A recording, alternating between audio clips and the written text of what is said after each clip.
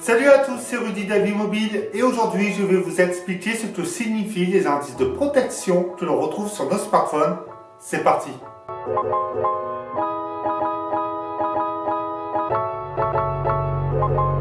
Il s'agit bien évidemment des certifications IP. Ces certifications IP donc de résistance sont de plus en plus mises en avant par les constructeurs. Car de nos jours, les smartphones sont de plus en plus résistants à la poussière et à l'eau. Que signifient les initiales IP? IP est tout simplement l'abréviation d'indice de protection. L'indice de protection est donc un standard de la Commission électrotechnique internationale, CEI, relatif à l'étanchéité. Celle-ci est donc parue pour la première fois en 1989. L'indice a ensuite été repris par la norme européenne EN 605293.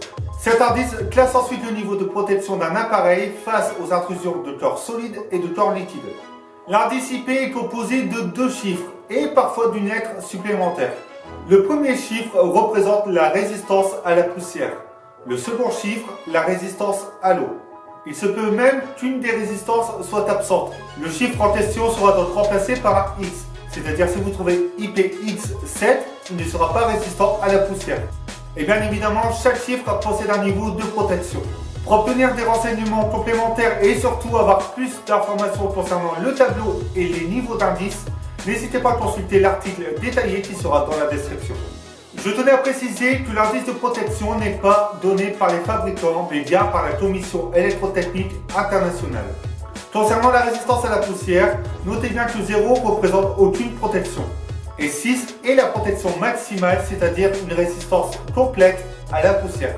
L'indice de protection à l'eau commence à 0, donc aucune protection contre l'eau, et 9K. Mais le chiffre maximum que vous trouverez généralement, c'est 8. Donc une protection contre l'immersion prolongée de l'appareil, dans l'eau bien évidemment, au-delà de 1 mètre pendant 30 minutes. Bien évidemment, cela ne vous dit pas qu'il faut utiliser le smartphone sous l'eau, il ne s'agit tout simplement que d'une résistance. Mais s'il tombe dans vos toilettes, dans votre baignoire, pendant une vaisselle ou même à la piscine, ce ne sera pas un problème. Autre chose à noter, la norme est parfois considérée comme floue ou même incomplète par certains constructeurs. Et ce sur certains points, comme l'IPX8. Car un indice IP avec un chiffre manquant ne permet pas d'obtenir la même résistance sur le même produit à chaque utilisateur. Certains smartphones possèdent des caches pour permettre tout simplement la résistance à la poussière mais également à l'eau. Pensez donc bien à les fermer si vous en possédez. L'autre petit conseil que je vous donne, c'est tout simplement que nos smartphones sont considérés comme résistants et non comme étanches. La résistance et l'étanchéité sont deux choses bien différentes. Donc c'est-à-dire qu'ils peuvent résister au bout d'un certain moment, mais tout dépendra également de la condition. Pensez donc toujours à bien faire attention si vos caches sont fermées. Pensez donc à faire attention à ne pas trop laisser votre smartphone sous l'eau. J'espère que cette vidéo vous aura été utile et vous a apporté des renseignements complémentaires concernant les certifications IP.